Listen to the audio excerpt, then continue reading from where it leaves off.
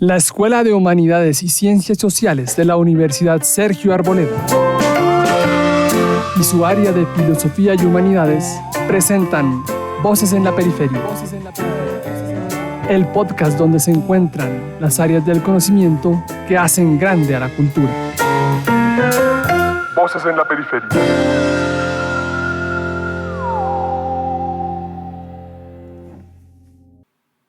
Hola, muy buenos días, muy buenas tardes, muy buenas noches, donde quiera que estés. Esto es Voces en la Periferia. Hoy un programa sumamente interesante, entretenido y con un tema muy especial, que es la Academia de Historia de Bogotá. ¿Por qué es especial? Porque nosotros, dentro de nuestra estructura de ir construyendo ciudad, de ir construyendo ciudadanía, hemos tratado de buscar entidades adscritas al progreso real de las personas. Y en Bogotá, la Academia de Historia de Bogotá es fundamental. Nos acompaña ni más ni menos que un expresidente de la Academia Colombiana, de la Academia de Historia de Bogotá, pero también es parte de la Academia Colombiana de Historia, el doctor Luis Enrique Gómez Casabian, que ha sido seguidor par de la Academia de Historia. Doctor Luis Enrique, muchas gracias y bienvenido. Muchas gracias, Francisco José, muy agradecido con esta invitación a tu programa. Bueno, hablemos un poquito.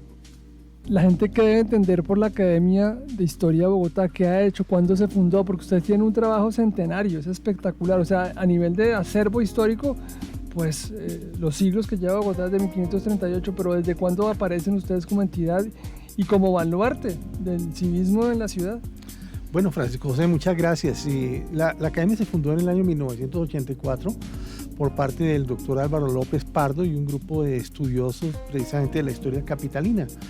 Nuestra ciudad en este momento, dentro de unos pocos años, va a llegar a los 500 años de existencia, y pues desde el año 84 este grupo de investigadores se ha dedicado a trabajar los temas de la historia urbana, del desarrollo físico de la ciudad, sus personajes, su evolución, el urbanismo, la arquitectura, los servicios públicos, la medicina, la literatura, etcétera, todo lo que tiene que ver con el acervo cultural de nuestra ciudad. Ustedes arrancan actividades en el 84, es decir, igual que la Universidad de Arboleda, 42 años. ¿Qué fue lo primero que estudiaron? Porque es muy interesante todo ese acervo que tienen, pero ¿qué fue lo primero que les llamó la atención? Bueno, la academia está conformada por, digamos, es un grupo muy heterogéneo, lo cual es parte de su riqueza, porque allí hay estudiosos de la literatura, del arte, de la arquitectura, del urbanismo, de diferentes aspectos de la cultura, y cada uno ha trabajado desde ese ángulo. Desde el comienzo la academia empezó a interesarse también, bueno, por temas geográficos, incluso porque incluye también el estudio de la sabana de Bogotá. Espectacular. Y cuando hablamos de sabana, hoy sería Sabana Norte, llegar hasta Zipaquirá o más, porque digamos, la Sabana Norte como zona hoy, como región de Bogotá, es enorme. Chía, Cajicá, y llegamos hasta Zipaquirá, casi que hasta Chiquinquirá a la hora de té, geográficamente y comercialmente hablando. Ustedes, cuando hablan de sabana, ¿nos referíamos a las fincas de la sabana? A las fincas, a las poblaciones, a las zonas rurales que rodean a nuestra capital. Espectacular. Dentro del ámbito de estudio de ustedes, ¿qué ha sido lo que más ha impactado a nivel ciudad? Porque ustedes son muy importantes en 42 años y han tenido estudios muy significativos. ¿Te acuerdas de algún evento clave? Bueno, hay muchos, Francisco. Tenemos estudios muy profundos, muy concienzudos en temas ambientales, en temas arquitectónicos, en temas literarios. Es decir, hay una gran variedad, se han cubierto una gran variedad de tópicos, ¿no? Y en distintos momentos en que se han celebrado efemérides o conmemoraciones de fechas trascendentales, por ejemplo, cuando fueron los 200 años de la independencia, entonces le dedicaron unos buenos trabajos a este tema. Incluso yo recuerdo una reunión en que tú participaste, que fue una sesión especial en honor a los próceres de la independencia, en que participaron sus descendientes, lo cual no fueron fáciles de localizar, pero fue un encuentro muy enriquecedor del cual tú también tomaste parte. Sí, me acuerdo, muchísimas gracias. Fue antes de la pandemia. Sí, durante la pandemia se continuó trabajando de manera virtual, las reuniones fueron remotas, pero se siguió trabajando. Incluso recuerdo un trabajo de ese momento, de esa etapa, de doña Mercedes Medina de Pacheco, recordando precisamente lo que han sido las grandes pandemias a lo largo de la historia. Yo también tuve la oportunidad de trabajar pandemias con un gran profesor que tuvimos en la maestría de historia acá en la Sergio. Y es curioso, pero Bogotá tiene una manera de ser y de parecer que no ha cambiado en la ciudad de Bogotá, y ustedes que lo ven desde la academia. O sea, la manera de ser de Bogotá como ciudad es igual, o sea, ha evolucionado, se ha hecho más grande, pero sigue habiendo ese sentimiento cachaco, ¿o ya no hay eso? Yo creo que ese sentimiento cachaco ha desaparecido en gran medida, no solo por los cambios, las transformaciones físicas que ha tenido la ciudad, que se volvió una urbe gigantesca, sino por también las migraciones que han llegado de diferentes regiones del país y desde países vecinos, que han modificado la composición poblacional y cultural de nuestra ciudad. Espectacular. Luis Enrique, digamos, en Bogotá tenemos unos hitos en términos de infraestructura, de alcaldías. Ustedes en la academia, ¿qué periodos de gobierno de Bogotá o qué alcaldes han validado, digamos, estudiado con profundidad, y cuáles creen que hayan sido los alcaldes que han cambiado la ciudad? Por ejemplo, hemos hecho trabajos sobre Virgilio Barco como alcalde, que fue una persona que transformó la ciudad. Durán Duzán.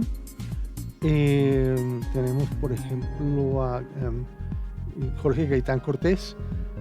Bueno, y otros tantos, pero recuerdo esos en este momento, que fueron personas transformadoras de la ciudad. Y si tú eres parte de esa academia, tú como historiador de Bogotá, ¿qué crees que sea muy relevante de Bogotá como aporte en términos de metrópoli a Colombia? Bueno, es una ciudad educadora. Yo creo que aquí está el mayor número de universidades que han existido desde la época de la colonia, y de hecho gran parte de la población colombiana se ha educado en Bogotá. La intención original era que las gentes pudieran venir a la capital a educarse en instituciones, en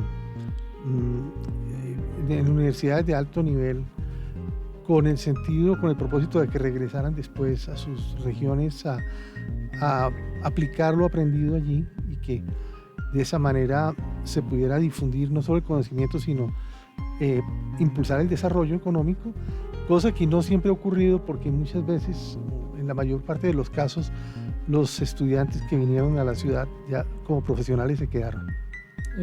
Pero es mayoritario, ¿no es cierto? Sí, mayoritario. Y bueno, y tenemos otra serie de fenómenos urbanos, urbanísticos y poblacionales que son realmente impresionantes, como que se refieren al crecimiento de esta ciudad, muy difícil de manejar y muy difícil de administrar, dada la altísima tasa de crecimiento migratorio que tiene. Ustedes en la academia también trabajan en temas científicos, ¿no? O sea, expedición botánica, que es anterior, pero la academia le llama la atención. En este siglo XX-XXI, hechos como la arquitectura, el urbanismo, tú eres arquitecto, ¿han trabajado a Le Corbusier, por ejemplo, aquí en Bogotá? Hemos trabajado a Le Corbusier, las propuestas que hizo para Bogotá, incluso algunas que se llevaron a la práctica, que se convirtieron en realidades, como por ejemplo el desarrollo del CAN, el Centro Administrativo Nacional, que fue una idea de él, y otras que todavía están en el tintero, que están sobre los planos, pero que eran propuestas muy bellas, como la propuesta de los dedos verdes. No sé si tú recuerdas eso, esa propuesta de Le Corbusier. No me acuerdo. En finales de los años 40 vino 3 o 4 ocasiones, recorrió la ciudad, recorrió la sabana, la sobrevoló incluso en avioneta, y de ahí hizo una serie de planteamientos muy interesantes. Por ejemplo, encontró como un elemento muy distintivo y muy interesante de la ciudad los ríos o quebradas que, naciendo en los cerros orientales, corrían hacia el occidente hasta el río Bogotá.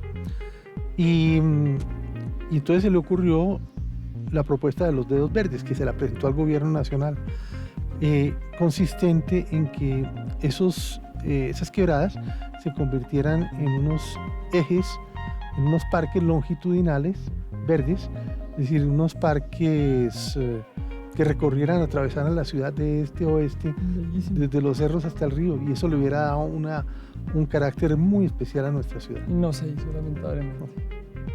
Porque Bogotá tiene además temas interesantes en el siglo XX y muy interesantes en el siglo XXI. Ahorita la academia que está trabajando, porque ustedes no paran de discutir.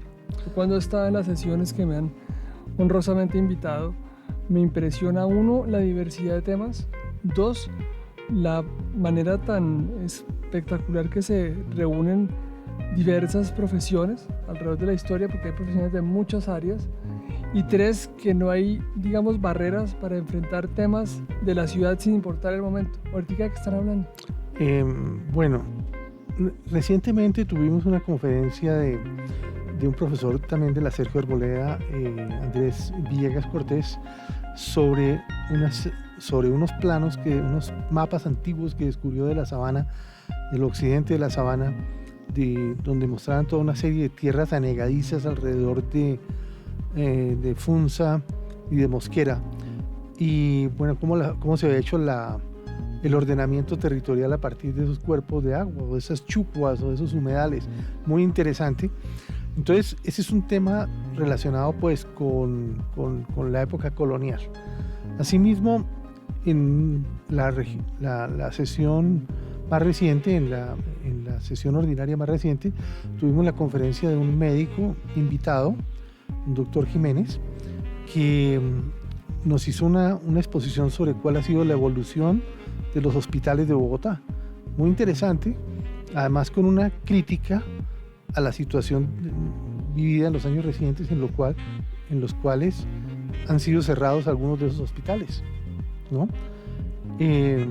Como la clínica Fray Bartolomé y otra serie de clínicas. O sea que la ciudad crece tremendamente a una gran velocidad en lo poblacional, pero al mismo tiempo sus servicios de salud han ido en retroceso. Es una cosa triste que todos lo padecemos, muchos horas y minutos perdidos en citas médicas, medicamentos que nos entregan, etcétera, que a todos nos ha afectado eso en la ciudad, es verdad. Y bueno, está Sí. atado también, digamos, en administración nacional, que pues, esta realidad, las ciudades no manejan, o sea, no tienen autonomía sobre ciertos temas que tiene el gobierno. No Sí. sé. En algunos otros momentos se ha trabajado la historia del arte en Bogotá, tratando acerca de diferentes artistas importantes, escultores, arquitectos, pintores, ¿no?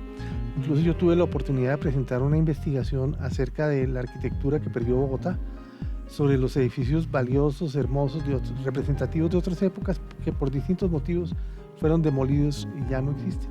Entonces se perdieron para nuestro patrimonio.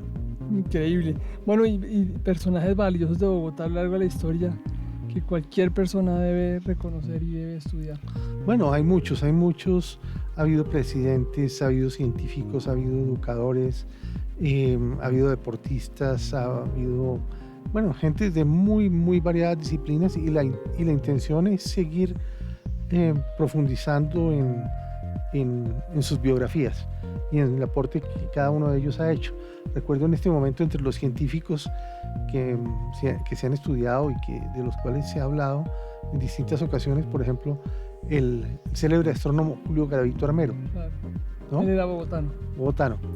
Y también, a propósito de astronomía, allá en alguna de las sesiones presentamos una conferencia sobre el satélite Libertad 1, construido por la Universidad Sergio Arboleda. Sí, increíble. Entonces hablamos temas de diferentes épocas. Digamos, Bogotá fue el hogar de la generación del centenario.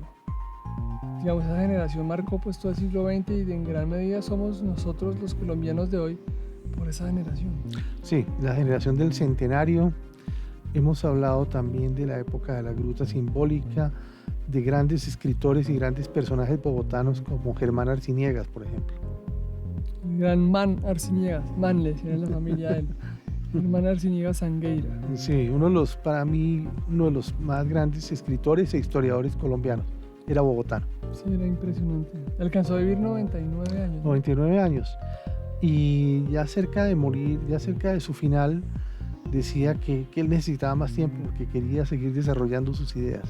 Y nunca perdió la lucidez, ¿no? No. Perfectamente lúcido hasta los 90, Sí. pero lúcido 100%. Lúcido y escribiendo. Perdió la vista, pero dictaba y le leían, ¿sí? Y seguía dictando sus artículos. Y publicó sus libros casi hasta el final. Impresionante, hermanos y amigas. Bueno, Luis Enrique, y en términos de... Hay una explosión que está viendo la ciudad de Bogotá y tiene que ver con la gastronomía. ¿Han tocado ese tema? Porque ya Bogotá está... Bueno, es que hay tantos temas en la historia que es difícil llegar a cubrirlos todos. Pero sí, por ejemplo, tenemos a una historiadora que se llama Cecilia Restrepo Fuse, que nos presentó una investigación sobre cómo era la alimentación de los colegios de Bogotá, o el Colegio del Rosario, por ejemplo, en tiempos de la colonia, ¿sí?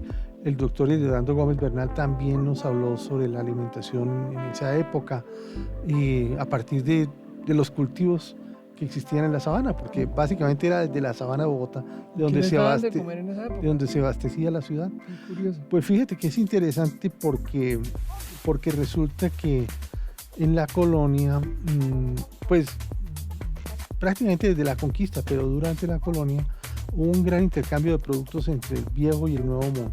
Por ejemplo, desde América se llevaron muchas plantas a Europa, como la papa, como el maíz, como el cacao, como la vainilla, etcétera, etcétera. Y de Europa trajeron otras, como el trigo, como las legumbres, como las cebollas, como infinidad de plantas, y también se trajo el ganado, porque aquí no había. Entonces empieza a darse como una especie de mestizaje en el tema de la gastronomía, que a la larga enriqueció la dieta a ambos lados del Atlántico. Entonces, pues aquí en la sabana había los dos tipos de cultivos, tanto de productos de origen europeo o importados por los europeos, como los de origen autóctono, excepto algunos que desaparecieron, como la quinoa que había en la sabana, desapareció, la cultivaban los muiscas, y luego ya se ha reintroducido, tal vez a finales del siglo XX, principios del XXI, se ha reintroducido la quinoa, se ha redescubierto, que se continuaba cultivando en la región de Nariño y en el Ecuador, en el Perú. Además es muy sano. Yo a veces consumo quinoa, que entrenas muy sano, es tan rico, sí. bien sano, ese alimento delicioso. Entonces el paisaje... Bueno, en términos de deportes, Bogotá y todos los equipos de fútbol han trabajado sobre Millonarios Santa Fe a propósito, digamos, de toda la evolución del torneo colombiano, que arrancó en Bogotá claramente. Se han trabajado algunos temas relacionados con el deporte, no muchos, pero pienso que hay que seguir avanzando en ese campo. Hay un personaje en arquitectura que creo que hay que mencionarlo porque cambió la ciudad y ha cambiado muchas regiones del país, que es Rogelio Salmona, ¿no? Sí. Salmona, las Torres del Norte, la Biblioteca de Virgilio Barco, el Archivo de la Nación. O sea, mucha obra. Se ha hablado sobre Salmona, se ha hablado sobre... Es un arquitecto muy importante, claro. Sobre Germán Samper, se ha hablado sobre Aníbal Moreno. Un académico que es el doctor Jorge Fernández Duque, un arquitecto, nos presentó una conferencia magnífica sobre la obra de ese célebre arquitecto italiano que construyó el Teatro Colón, Pietro Cantini, por ejemplo. Y también en otra ocasión tuvimos una conferencia sobre ese otro importantísimo arquitecto francés, Gaston Lelarche. Qué bien, ¿qué hizo él aquí en Bogotá? Gaston Lelarche hizo, digamos, parte del Capitolio, lo terminó él, hizo el Castillo Marroquín, Impresionante, 2 horas ya descomunales. Sí. Y una pregunta, nosotros tenemos por ejemplo Barranquilla, que es una ciudad de colonias. En Barranquilla la colonia alemana pesa mucho, la colonia siro-libanesa, la colonia americana, y se han establecido con fuerza, digamos. La colonia hebrea, o sea, claramente uno sabe que en Barranquilla hay una presencia muy fuerte de comunidad hebrea. ¿Bogotá se ha abierto igual a otras comunidades o no tanto? Porque uno diga está muy marcado como se ve en Barranquilla. Sí, recientemente una académica correspondiente presentó una conferencia sobre la colonia libanesa aquí, y el aporte de los libaneses en Bogotá.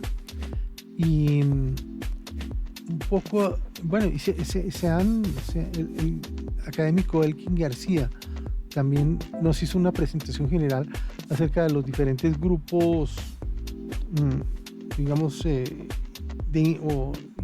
inmigrantes que se han radicado en nuestra ciudad, inclusive hablando y desarrollando el tema de los judíos o el tema de los gitanos. Muy interesante. Espectacular.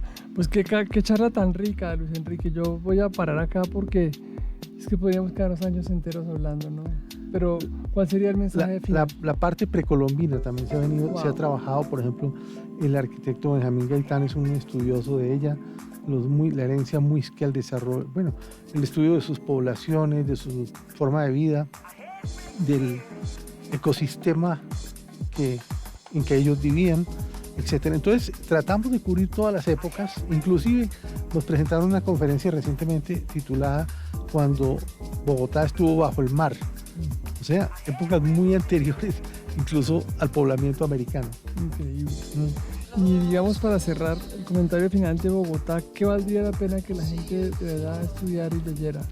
Porque pues uno vive en la ciudad y la gente está muy desconectada, pero ¿qué sería lindo que la gente le rindiera tributo a la ciudad leyendo sobre eso?